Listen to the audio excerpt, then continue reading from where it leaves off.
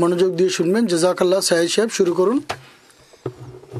أشهد أن لا إله إلا الله وحده لا شريك له وأشهد أن محمدا عبده ورسوله أما بعد فأعوذ بالله من الشيطان الرجيم بسم الله الرحمن الرحيم ومن آياته أن خلق لكم من أنفسكم أزواجا لتسكنوا إليها وجعل بينكم مودة ورحمة إن في ذلك لآيات لقوم يتفكرون. Und unter seinen Zeichen ist dies, dass er Partner für euch schuf aus euch selbst, auf dass ihr Frieden in ihnen findet. Und er hat Liebe und Zärtlichkeit zwischen euch gesetzt.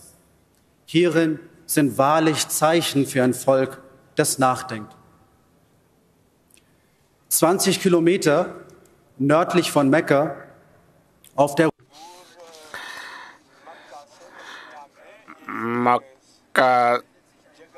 মক্কার 20 mile দূরে একটি পুরনো কবর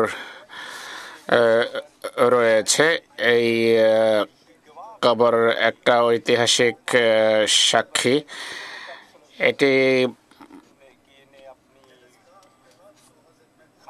এটি হযরত মাইমুনার কবর, মাইমুনা বিনতে হারেসের কবর।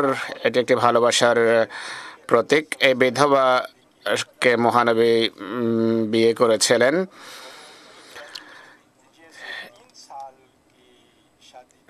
এই বিবাহ 3 বছর স্থায়ী হয়েছিল, কেননা এরপর মহানবী ইন্তেকাল করেছেন। কিন্তু হুজুর সাল্লাল্লাহু আলাইহি সাল্লামের হযরত মাইমুনার জন্য মহানবীর হৃদয়ে যে ভালোবাসা ছিল তা ছিল অশেষ এবং অনন্ত। হযরত মাইমুনা 50 বছর জীবিত ছিলেন। মহানবীর তিরোধানের পর 80 বছরের অধিক তিনি বয়স লাভ করেছিলেন। তার বাসনা ছিল তাকে যেন সেখানে কবরস্থ করা হয় যেখানে মহানবীকে তিনি প্রথমবার দেখেছিলেন। মহানবী সাল্লাল্লাহু আলাইহি ওয়াসাল্লাম উনি প্রশ্ন করছেন যে হযরত মাইমুনার হৃদয়ে মহানবীর জন্য যে ভালোবাসা ছিল তার ভিত্তি কি ছিল? এটি মহানবীর চরিত্রের সেই সৌন্দর্য যা তার মহানবীর মাঝে ছিল, যা স্ত্রীকে তিনি দিয়েছেন, যে শ্রদ্ধা তিনি তাকে দিয়েছেন, যে ভালোবাসা তাকে দিয়েছেন, সে ভালোবাসারই প্রতিফলন ছিল। 3 বছরের ভিতর সেই স্ত্রীর হৃদয়ে রাসূলুল্লাহর এত ভালোবাসা সৃষ্টি হয় যে তিনি সেই জায়গায় যেতে চাইতেন বা সেই জায়গায় কবরস্থ হতে চাইতেন যেখানে তিনি প্রথমবার আমাদের প্রিয় নবী সাল্লাল্লাহু আলাইহি ওয়াসাল্লামকে দেখেছিলেন। তো এ ছিল প্রকৃত ভালোবাসা, যা এক নরনারীর মাঝে, এক দম্পতির মাঝে হওয়া উচিত। মহানবী যখন হযরত আয়েশার হযরত আয়েশা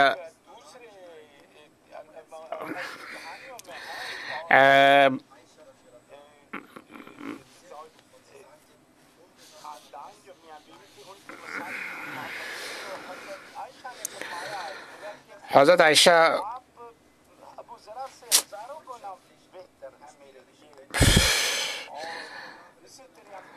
আমরা দেখি যে মহানবী কখনো হযরত আয়েশার সাথে দৌড় প্রতিযোগিতা করেন, কখনো হযরত আয়েশা মহানবীর সাথে, কখন কোনো সময় মহানবী আয়েশার পারিবারিক কাজকর্মে সাহায্য করতেন।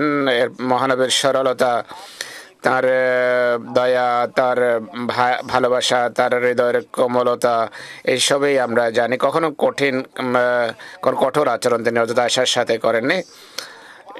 এগুলো সব সাক্ষ্য সেই বিষয়ের যা মহানবীর জীবনে আমরা ভালোবাসার আদলে দেখতে পাই। এমন উন্নত নৈতিক গুণে তাকে সমৃদ্ধ এবং সজ্জিত করা হয়েছে যা মানব হৃদয়কে জয় করে।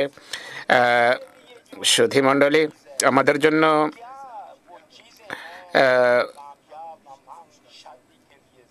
সফল বিয়ের জন্য বা সফল দাম্পত্য জীবনের জন্য কোন জিনিসের প্রয়োজন যা মহানবী জীবনে পরিদৃষ্ট হয়। কোরআন শরীফ বলে যে প্রেম, প্রীতি এবং ভালোবাসা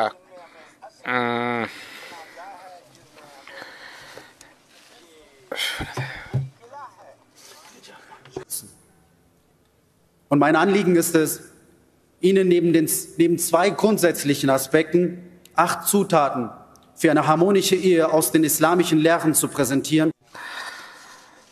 হয়তো আসবে। আল্লাহ তাআলা আমাকে তৌফিক দেন আমি এই বিষয়গুলো উপস্থাপন করার জন্য তৌফিক পাই। এই বিষয়ে আসার পূর্বে সর্বপ্রথম আমি বলতে চাই যে ইসলাম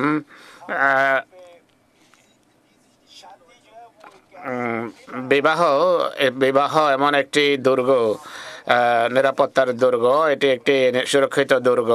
কোরআন শরীফে আল্লাহ তাআলা এই সম্পর্কে বলেন যে হে মানব মণ্ডলী, তোমাদের প্রভুর তাকে অবলম্বন করার জন্য তোমাদেরকে এক প্রাণ থেকে সৃষ্টি করেছেন, আর সেটি থেকে তার জোড়া সৃষ্টি করেছেন, আর উভয় থেকে বহু নরনারীর বিস্তার ঘটিয়েছেন। আল্লাহ তাআলা এই আয়াত বলছে যে আল্লাহ তাআলা পুরুষ নারীকে একই সত্তা থেকে সৃষ্টি করেছেন। বিবাহের মাধ্যমে উভয় লিঙ্গ পুরুষ নারী পরস্পরের কাছে আসে। হযরত মুসলিম মওউদ বলেন এই আয়াত থেকে বোঝা যায় যে আল্লাহ তাআলা বলছেন সমগ্র মানব জাতির উৎস এক ও অভিন্ন। এরূপ বলা যে মানব জাতি বলতে পুরুষ কিংবা মানব জাতি বলতে নারী বোঝায়, এটি ভুল কথা। মানব জাতি একটি পৃথক জিনিস, সেটি এক আত্মা থেকে এক আত্মা যেটিকে দুই ভাগ করা হয়েছে, অর্ধেকের নাম পুরুষ, অর্ধেকের নাম নারী। ইসলামে সন্ন্যাস ব্রত অবলম্বনের কোনো সুযোগ নেই, সেটি হারাম। মহানবী বলেছেন যে বিয়ে করা আমার সুন্নত, যে আমার সুন্নত অনুসরণ করে না তার সাথে আমার কোনো সম্পর্ক নেই। তিনি আরো বলেন মানুষ যখন বিয়ে করে তার ধর্মের অর্ধেক সে পূর্ণ করে নেয়, বাকি অর্ধেকের জন্য তার খোদাকে ভয় করা উচিত। মহানবীর বিবাহকে অর্ধেক ধর্ম আখ্যায়িত করেছেন। তা সত্ত্বেও কিছু মানুষ এমন আছে যারা পূর্বের কোনো সমস্যার কারণে বিয়ে না করার সিদ্ধান্ত করে বসে, বা অন্যরা এমনও আছে যারা বিয়ের ইচ্ছা থাকা সত্ত্বেও জীবন সঙ্গী খুঁজে পায় না। তাই আমাদের দোয়া করা উচিত এইসব ভাই বোনের জন্য, যেন তাদের মাঝে নতুন আশা জাগে এবং নতুন পথ যেন তাদের জন্য উন্মোচিত এবং উন্মুক্ত হয়, যেন তারা প্রেমময় দাম্পত্য জীবন লাভ করতে পারে। আমি এখন দ্বিতীয় কথার দিকে আসতে চাই। ভালোবাসার সম্পর্কে তত্ত্বজ্ঞান লাভ করা, ভালোবাসার তত্ত্বজ্ঞান লাভ, একই সাথে খোদাভীতি অর্থাৎ তাকওয়া সৃষ্টি হওয়া আবশ্যক। বিয়ে সংক্রান্ত আয়াতগুলো যদি আমরা পাঠ করি তাতে দেখা যায় যে সেই আয়াতগুলোতে 5 বার তাকওয়ার উল্লেখ রয়েছে। আমরা এটি বারবার উল্লেখ করার কারণ হলো যেন কোনোভাবে তাকওয়া পদদলিত না হয়। এই আয়াতগুলোতে আল্লাহ তাআলা এর উপর জোর দিয়েছেন। হুজুর আইয়াদাহুল্লাহ তাআলা বিসমিল্লাহ আজিজ বলেন এই সম্পর্কে যে ইসলামী বিবাহের বা এ বন্ধনের ঘোষণার মাঝে প্রজ্ঞা নিহিত আছে যে নারী পুরুষ যারা আল্লাহ তাআলার আদেশ অনুযায়ী স্বামী স্ত্রীর সম্পর্ক বন্ধন রচনা করে পরস্পরের সাথে, বিবাহের সময় তারা এই অঙ্গীকার করে থাকে যে আমরা খোদা তাআলার এই আদেশ পালনের চেষ্টা করব, যা আমাদের বিবাহের সময় এই জন্য পাঠ করা হয় যেন আমরা সে অনুযায়ী আমাদের জীবন পরিচালিত করতে পারি। এর ফলে আল্লাহ তাআলা তাদের জীবনে বরকত এবং কল্যাণ সৃষ্টি করেন। দ্বিতীয়ত আরেকটা মৌলিক দিক হলো নরনারী পরস্পর সমান। এই খালাকাকুম মিন নাফসিন ওয়াহিদার অর্থ হলো একই সত্তা থেকে তাদেরকে সৃষ্টি করা হয়েছে। উভয় লিঙ্গ অর্থাৎ নর এবং নারী একই সত্তা থেকে সৃষ্ট, তাই তারা সমান, তাদের কেউ ছোট বা কেউ বড় নয়। এ বিষয়ের তত্ত্বজ্ঞান মানুষের অর্জিত হওয়া আবশ্যক, মানুষের জন্য এটি বোঝা আবশ্যক। অনেক সময় পুরুষ নারীদেরকে হেয় বা তুচ্ছ বা ছোট মনে করে। এই ধরনের মন মানসিকতা ইসলামের সাথে সাংঘর্ষিক। এর ফলে অনেক সময় এমন মন মানসিকতার সামনে আসে যা দাম্পত্য জীবনকে ক্ষতিগ্রস্ত করে। কোরআন শরীফ এই সম্পর্কে স্পষ্ট দিক নির্দেশনা দেয়, স্পষ্ট কথা বলে। তাদের উভয়ের প্রচেষ্টা, সর্বপ্রথম দায়িত্ব পুরুষের উপর বর্তায় যে সে যেন পরিবারের ভরণ পোষণের দায়িত্ব পালন করে, বোঝা বহন করে। ইসলাম এমন বিষয়কে পছন্দ করে না যা দাম্পত্য জীবনকে ধ্বংস করে। নারীদের দায়িত্ব হলো সন্তানদের দেখাশোনা করা। এরপর নারীদের শিশুদের লালন পালনের দায়িত্ব যেন ভবিষ্যতে এমন এক প্রজন্ম সামনে আসে যারা সুন্দর চরিত্র নিয়ে এবং নৈতিক গুণাবলী নিয়ে বড় হবে। আরেকটি গুরুত্বপূর্ণ বিষয় দাম্পত্য জীবনের জন্য, সেটি হলো দোয়া। হযরত মসিহ মাউদ আলাইহিস সালাতু ওয়াস সালাম আমাদের জন্য এক উত্তম আদর্শ রেখে গেছেন। হুজুর মসিহ ইসলাম বলছেন যে এমন কোনো নামাজ নেই যেই নামাজে আমি আমার পরিবার পরিজনের জন্য, সন্তানদের জন্য দোয়া করি না। কোরআন শরীফে আল্লাহ তাআলা এক দোয়ার কথা উল্লেখ করেন। সেই দোয়া হলো আল্লাযিনা ইয়াকুলুনা রাব্বানা হাব লানা মিন আজওয়াজিনা ওয়া যুররিয়াতিনা কুররাতা আয়ুন ওয়াজআলনা লিল মুত্তাকিনা ইমামা। অর্থাৎ তারা প্রার্থনা করে, আমাদের প্রতিপালক তুমি আমাদের স্ত্রী এবং সন্তানদের মাধ্যমে নয়নের স্নিগ্ধতা দান করো। এই দোয়া বিবাহিত অবিবাহিত সবার করা উচিত, কেননা কোনো দোয়াই ব্যর্থ যায় না, আর কোনো সময় সেটি অবশ্যই পূর্ণতা লাভ করে। হযরত মীর নাসির নওয়াব সাহেবকে কেউ জিজ্ঞেস করে যে আপনি এমন কি কাজ করেছেন যে হযরত মসিহ মাউদের মতো জামাতা লাভের আপনার সৌভাগ্য হয়েছে? এর উত্তরে তিনি বলেন, যখন আমার কন্যা জন্ম নেয় তখন আমি আমার আল্লাহর কাছে গভীর বেদনা নিয়ে দোয়া করেছিলাম, যতটা একটি ভেড়ার বাচ্চা প্রসবের সময় যেভাবে ব্যথা হয়, বেদনা থাকে, সেই বেদনা নিয়ে আমি আল্লাহর কাছে দোয়া করি। এই মেয়ের জন্য আমি দোয়া করি যে হে আল্লাহ, তুমি স্বয়ং আমার এই কন্যার দেখাশোনা করো, তাকে এমন পদমর্যাদা দান করো যা পৃথিবীতে ইতিপূর্বে আর কেউ অর্জন করতে পারেনি। আমরা দেখি যে কিভাবে আল্লাহ তাআলা অনেক বছর পর তার এই দোয়া গ্রহণ করেছেন এবং মসিহ ইসলামের মতো মানুষ তার জামাতা হয়েছেন। আরেকটি বিষয় হলো ইস্তেখারা, অর্থাৎ কল্যাণ লাভের দোয়া। অর্থাৎ আল্লাহ তাআলার কাছে মানুষ দোয়া করে আল্লাহ যেন তাকে পথ প্রদর্শন করেন এবং তার কাছে সে কল্যাণ কামনা করে দোয়ার মাধ্যমে। বিশেষ করে যখন বিয়ের সময় আসে, হযরত মসিহ ইসলাম বলছেন বর্তমানে অধিকাংশ মানুষ ইস্তেখারার বিষয়ে উদাসীন, অথচ নামাজের মতোই ইস্তেখারার উপর জোর দেওয়া হয়েছে রাসূলুল্লাহর পক্ষ থেকে।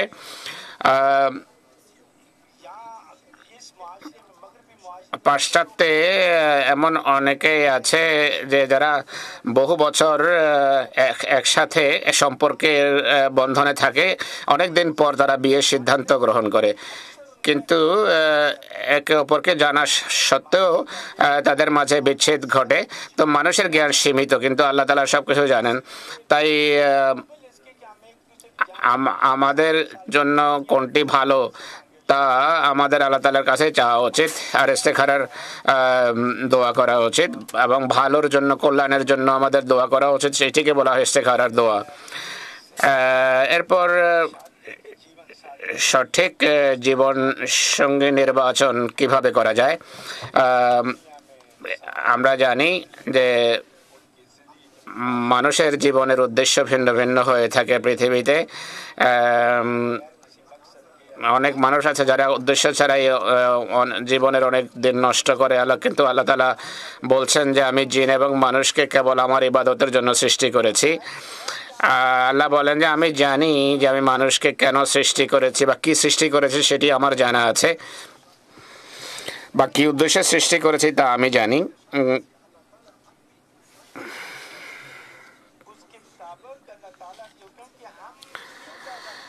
আমাদেরকে সৃষ্টি করা হয়েছে কেবল খোদা তাআলার ইবাদতের জন্য, তার গুণাবলী অবলম্বন ধারণের জন্য, তার গুণাবলীর বিকাশস্থল হওয়ার জন্য, তার সাথে জীবন্ত সম্পর্ক স্থাপনের জন্য। এটাই হলো উদ্দেশ্য।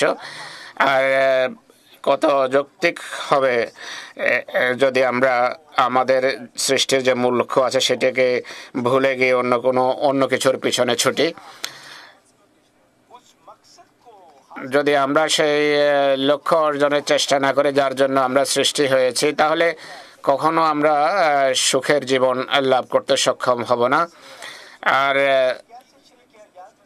তাই আমাদের এমন এক জীবন সঙ্গী সন্ধান করা উচিত যার উদ্দেশ্য এবং আমাদের উদ্দেশ্য হবে এক এবং অভিন্ন। যদি আপনি এভারেস্ট পর্বতে আরোহণ করতে চান, তাহলে আপনাকে এমন কোনো সঙ্গী নির্বাচন করতে হবে যার উদ্দেশ্য এভারেস্টে আরোহণ করা হবে। কোনো এমন ব্যক্তির সাথে মিলে দল গঠন করা লাভজনক হবে না যার উদ্দেশ্য ভিন্ন হয়ে থাকে বা যে ভিন্ন পাহাড়ে আরোহণ করতে চায়। জীবনের মূল উদ্দেশ্যের বিষয়টি এমনই। যদি আপনি এটিকে মেলাতে পারেন, তাহলে আপনারা এই জীবন যাত্রায় পরস্পরের সহযোগিতা করতে পারবেন, একে অপরের সহযোগী হতে পারবেন। যেমন মহানবী বলেন যে আল্লাহ সেই ব্যক্তির প্রতি দয়া করুন যে রাতে উঠে নামাজ পড়ে আর স্ত্রীকে জাগায় এবং সেও নামাজ পড়ে, আর সে যদি উঠতে অস্বীকার করে তাহলে সে তার মুখে পানির ছিটা দেয়। আর আল্লাহ সেই স্ত্রীর প্রতি দয়া করুন যে রাতে জাগ্রত হয়ে নামাজ পড়ে এবং স্বামীকে জাগায় আর সে নামাজ পড়ে, আর যদি সে উঠতে অস্বীকার করে তখন সে তার মুখে পানির ছিটা দেয়। যদি জীবনের মূল উদ্দেশ্য আল্লাহর সন্তুষ্টি হয়, তাহলে সফলতা আসবে, নতুবা সাফল্য লাভ করা সম্ভব হবে না। স্বামী স্ত্রী খিটখিটে আচরণের মধ্যে আগের ক্ষেত্রে প্রতিক্রিয়া দেখাতে পারে, অন্যথা হলে জীবনযাত্রার উদ্দেশ্য সম্মিলিত না হলে এই বিষয়টি এমনই যেমন একটি রশ্মিকে দুই বিপরীত দিকে টানছে। তো দাম্পত্য সম্পর্ক এমনই। যদি আপনাদের জীবনের কমন উদ্দেশ্য না হয়, তাহলে বৈবাহিক সম্পর্কে একটা টানাপোড়েন লেগেই থাকবে, এটি আর একটি ব্যর্থ হতে পারে। আর ইসলাম এই বিষয়ে স্পষ্ট শিক্ষা দিয়েছে, পথ নির্দেশনা দিয়েছে। এই মানদণ্ড এবং নীতি সংগতিপূর্ণ বিয়ের ভিত রচনা করে। আর জীবনসাথী নির্বাচনের সময় মহানবী সাল্লাল্লাহু আলাইহি সাল্লাম খুবই প্রজ্ঞাপূর্ণ একটা শিক্ষা দিয়েছেন সেই জীবনসাথী নির্বাচনের বিষয়ে। তিনি বলেন যে 4টি কারণে মহিলাকে বিয়ে করা হয়, হয়তো তার সম্পদের কারণে বা তার বংশীয় বা পটভূমির কারণে বা তার সৌন্দর্যের কারণে মানুষ বিয়ে করতে চায় কাউকে, বা তার ধর্ম দেখে বিয়ে করার সিদ্ধান্ত নেয়। কিন্তু তোমাদের মোমেন্ট বা ধর্মকে প্রাধান্য দেওয়া উচিত, নতুবা তুমি সুখী হবে না, তুমি সমস্যায় জর্জরিত হবে। মহানবী সাল্লাল্লাহু আলাইহি ওয়াসাল্লাম বলেছেন, কোন সচ্চরিত্রবান এবং নেক লোক যদি বিয়ের প্রস্তাব নিয়ে আসে তাহলে তার প্রস্তাব গ্রহণ করা উচিত। এমন প্রস্তাব যদি গ্রহণ করা না হয় তাহলে সর্বত্র বিশৃঙ্খলা ছড়িয়ে পড়বে। প্রশ্নকারী দ্বিতীয়বার একই প্রশ্ন করে, তৃতীয়বারও একই প্রশ্ন করে, মহানবী 3বার একই উত্তর দেন। অর্থাৎ কোনো সচ্চরিত্রবান নেক লোক যদি বিয়ের প্রস্তাব নিয়ে আসে তাহলে তার প্রস্তাব গ্রহণ করে নেওয়া উচিত। আর জীবনের সবচেয়ে উত্তম জিনিস হলো এক নেক সাথী। এই কথাই মহানবী সাল্লাল্লাহু আলাইহি সাল্লাম বলেছেন। তাই জীবন সাথী নির্বাচন করার সময় তাকওয়াকে অন্য সব কিছুর উপর প্রাধান্য দেওয়া উচিত। পরবর্তী ধাপে যে বিষয় রয়েছে তা হলো সত্য বলা। হুজুর আজও তার বক্তৃতায় বলেছেন যে সত্য কথা বলা উচিত, পরিষ্কার কথা বলা উচিত। কোরআনে যে বিয়ে সংক্রান্ত আয়াতগুলো রয়েছে তাতে সেগুলোর একটিতে খাঁটি সত্য বলার উপর জোর দেওয়া হয়েছে। কিন্তু বিয়ের পূর্বের জীবনে যদি কোনো দৈহিক বিমারি রোগ ব্যাধি থাকে, মনস্তাত্ত্বিক ব্যাধি থাকে, সিগারেট পান করার অভ্যাস থাকে বা অন্য বদ অভ্যাস থাকে, যে আর এই যে বিষয়গুলো পরে প্রকাশিত হলে সমস্যা দেখা দিতে পারে দাম্পত্য জীবনে। তাই এই ধরনের বিষয়ে বিয়ের পূর্বেই প্রকাশ করা উচিত, যেমন রোগ গোপন করা, ঋণের কথা গোপন করা। তো এটি পূর্বে যদি অবহিত করা না হয়, পরে জানা যায়, তাহলে সম্পর্কের ভেতর টানা পড়ে দেখা দেয়। আর মানুষ ছোট ছোট জিনিস তখন উপেক্ষা না করে এগুলোকে স্মরণ করিয়ে ঝগড়া বিবাদে লিপ্ত হয়। তাই সব সময় সত্য বলা উচিত আর পূর্বেই অবহিত করা উচিত, বিশেষ করে যে বিষয়গুলো পরে দাম্পত্য জীবনকে প্রভাবিত করতে পারে সেই বিষয়গুলোর কথা বলা হচ্ছে। আল্লাহ কিন্তু অনেক বিষয় আছে যা প্রকাশ করার প্রয়োজন নেই, কেননা আল্লাহ তাআলা সত্তার, তাই এমন দুর্বলতাকে প্রকাশ করা উচিত নয়। এখানে সেসব দুর্বলতার কথা বলা হচ্ছে যা পরে যদি প্রকাশিত হয় দাম্পত্য জীবনকে প্রভাবিত করতে পারে। প্রথমে যদি আপনি সত্য না বলেন, মিথ্যা বলে বিয়ে করেন, তাহলে এর ফলে যে ক্ষতি হবে সেই ক্ষতি সাময়িক উপকার থেকে অনেক ভয়াবহ। স্বামী স্ত্রীর সম্পর্ক যেহেতু এত গভীর হয়ে থাকে যে কোনো না কোনোভাবে গুপ্ত কথা সামনে এসেই যায়, আর বিশ্বাস ভঙ্গ করার দোষে তখন মানুষ দোষী হতে পারে। একজন আরেকজনকে কিছু বললে তখন একজন আরেকজনকে বিশ্বাসই করে না, সে ভাবে যে এ হয়তো পূর্বেও আমার সাথে পূর্বে যেহেতু মিথ্যা বলেছে তাই হয়তো এখনো মিথ্যা বলছে।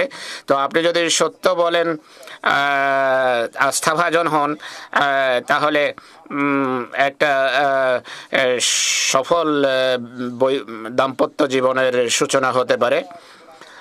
আল্লাহ তাআলা কোরআন শরীফে আরো বলছেন,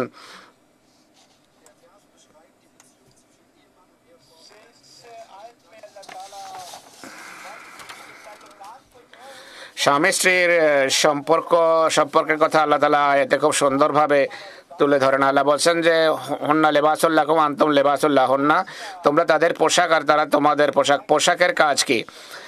পোশাকের কাজ হলো আমাদের লজ্জাস্থান, আমাদের নগ্ন স্থান ঢেকে রাখা, দুর্বলতা ঢেকে রাখা, ত্রুটি বিচ্ছুতি ঢেকে রাখা।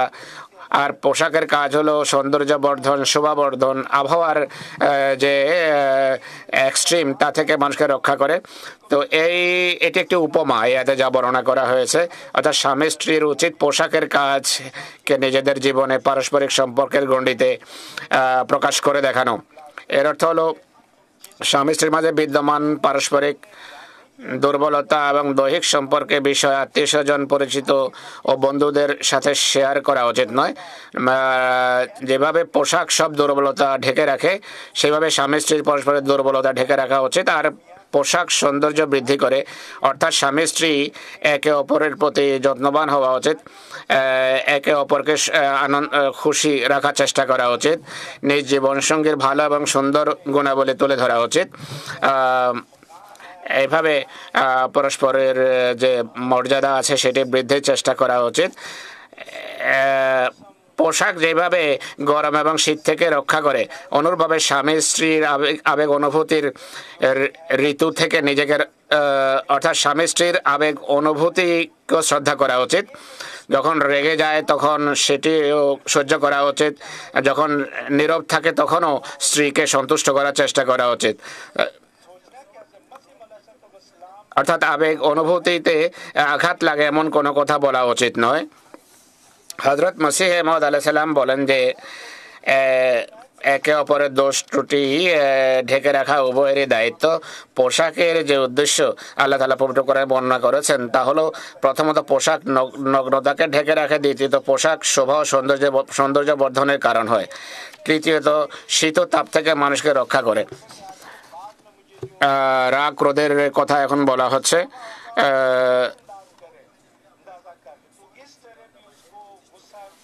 রাগ এবং ক্রোধের বিষয়ে হুজুর বলেন যে রাগ এবং ক্রোধ নিয়ন্ত্রণ করা এটি ষষ্ঠ মৌলিক বিষয় সুন্দর দাম্পত্য জীবনের জন্য। হুজুর বলেন, যখনই এই সংক্রান্ত বিষয় আমার সামনে আসে তখন এক মেয়ের কথা আমার মনে পড়ে যায় যে এক দম্পতিকে ঝগড়া করতে দেখেছে। উত্তম শিক্ষা দিয়েছিল। সে তাদেরকে এসে দেখে যে এক দম্পতি রাগের বসে চেঁচামেচি করছে, ঝগড়া করছে। সেই মেয়েটি অবাক বিস্ময়ে তাদের দিকে চেয়েছিল। তো সে দম্পতি তাদেরকে বলে, তোমার পিতা মাতা কি কখনো ঝগড়া করে না? সে বলে, হ্যাঁ ঝগড়া করে, কিন্তু তারা কখনো রাগান্বিত হয় না। আমার মা রাগান্বিত হলে পিতা নীরব হয়ে যান, আর পিতা রাগান্বিত হলে মা নীরবতা অবলম্বন করেন। এরপরের গুরুত্বপূর্ণ বিষয় হলো সহনশীলতার অভাব। অনেক বিয়ে অনেক বিয়ে ব্যর্থ হয় সহনশীলতার অভাবে। ছোট ছোট বিষয়কে অতিরঞ্জিত করে উপস্থাপন করা হয়, যা বিয়ের জন্য পরীক্ষা হয়ে দাঁড়ায়। এক বৈবাহিক জীবনে ধৈর্য ও সহনশীলতাকে বাড়ানো উচিত। আমরা দেখি এক পরিবারে ভাই বোন একই পরিবেশে বেড়ে ওঠে, তা সত্ত্বেও ধরুন জীবনসঙ্গীর বয়স 25 বছর, এক্ষেত্রে বোঝা উচিত মানুষের ব্যক্তিত্ব, কর্ম বা অভ্যাস পাল্টাতে সময় লাগে। নিজেকে পাল্টাতে হয়। আমরা জানি যে আমাদের নিজেদের উপর আমাদের নিয়ন্ত্রণ আছে, কিন্তু নিজেদের মন্দ অভ্যাস পরিত্যাগ করা কত কঠিন কাজ। এভাবে কমপক্ষে এতটুকু সৌহার্দ্য এবং সম্প্রীতি পরস্পরের প্রতি থাকা উচিত। এবং এই যে আচরণ, এটি খুবই গুরুত্বপূর্ণ, অর্থাৎ সহনশীলতা। আপনি আপনার সঙ্গীর দুর্বলতা খুঁজতে থাকবেন না, বরং অনেক সময় যদি ঝগড়া বিবাদ হয় তাহলে শুরুতে মানুষ হাসি ঠাট্টা করে, এবং হাসি ঠাট্টা করলেও পরবর্তীতে এগুলো তারা খোঁটা দিতে আরম্ভ করে। এবং এই খোঁটা দেওয়ার কারণে যখন ভালো মুডে কেউ থাকে না, স্ট্রেসে থাকে, বা তখন সেই যে হালকা হাসি ঠাট্টা এগুলিকে উপেক্ষা করাও কঠিন হয়ে যায়। তখন এই ছোটোখাটো যে রাগ বা ছোটোখাটো খোঁটা, এটি অনেক বড় তুফানের কারণ হয়ে যায়। কখনো সদ্য বিবাহিত দম্পতি দাবি করে তারা এক্ষেত্রে মানিয়ে নিতে পারছে না, এবং ছোট ছোট ঝগড়া বিবাদ মানুষ নিয়ন্ত্রণ করতে পারেন অনেক সময়, এবং এগুলো ধীরে ধীরে বাড়তে থাকে, তাদের জীবনকে অসহনীয় করে তোলে। যদি একটি প্রত্যাশা বা এক দাম্পত্য জীবনের জন্য আবশ্যক, তারা যেন সহনশীলতা রাখে এবং তাদের দুর্বলতাগুলোকে যেন তারা উপেক্ষা করে। মহানবী সাল্লাল্লাহু আলাইহি ওয়াসাল্লাম আমাদেরকে একটি স্বর্ণালী নীতি দিয়েছেন। তিনি বলছেন যে একজন মুমিনের তার স্ত্রীকে ঘৃণা করা উচিত নয়। যদি তার মধ্যে একটি গুণ পছন্দ না হয়, তাহলে তার অন্য আরেকটি গুণ দেখে তুমি আশ্বস্ত হবে। আর রাসূল পাক সাল্লাল্লাহু আলাইহি ওয়াসাল্লামের উপদেশকে যদি আমরা অবলম্বন করি, তাহলে প্রত্যেকটি বিয়ে সফল হতে পারে, প্রত্যেকটি দাম্পত্য জীবন সফল হতে পারে। সম্মানিত সুধী, এগুলো হচ্ছে কয়েকটি দিক, এগুলো বিভিন্ন বিষয় যার মাধ্যমে মানুষ নিজেদের দাম্পত্য জীবনকে আনন্দময় এবং সফল করতে পারে। যদি আমরা এর প্রতি এসব উপদেশের উপরে আমল করি, তাহলে আমরা এর থেকে লাভবান হতে পারি। নতুবা এই যে বিয়ে শাদীর যে বা দাম্পত্য জীবনের যে দুর্গ আল্লাহ তাআলা বানিয়েছেন মানুষের জন্য, সেই দুর্গ ভেঙে পড়বে বা ধসে পড়বে। বিগত বছরে পরিসংখ্যানে বলছে যে 2020 বা 23 সনে জার্মানিতে বিবাহের সংখ্যা 1950 সনের পর দ্বিতীয় সর্বনিম্ন পর্যায়ে নেমে এসেছে। এরপর প্রত্যেক তৃতীয় বিয়ে 15 বছর বয়সের পর তালাক হয়ে গেছে, এবং প্রায় 1 লক্ষাধিক বাচ্চা এর দ্বারা ক্ষতিগ্রস্ত হয়েছে। বরং এই যে বিয়ের যে পবিত্র ব্যবস্থাপনা, এটি বর্তমানে ধ্বংসের কারণে পরিণত হয়েছে, সংকটের মুখে পড়েছে। কেননা এই প্রতিষ্ঠানটি এমন একটি জীবন ব্যবস্থার কারণে মুখ থুবড়ে পড়তে যাচ্ছে, যার অধীনে লোকেরা আরও অধিক স্বাধীনতা লাভ করতে চায়, কিন্তু নিজ দায়িত্ব পালন করতে চায় না। আজকে পৃথিবীর মানুষ অধিকাংশ ক্ষেত্রে নিজ আত্মীয় বা অন্যদের অধিকার প্রদানের পরিবর্তে নিজের অধিকার আদায়ে সচেষ্ট। তখন আমরা শুধুমাত্র ইসলামী শিক্ষামালা থেকেই লাভবান হতে পারি, এটি সেই শিক্ষা। কিন্তু যদি আমরা এগুলো নিজের জীবনে অবলম্বন করি,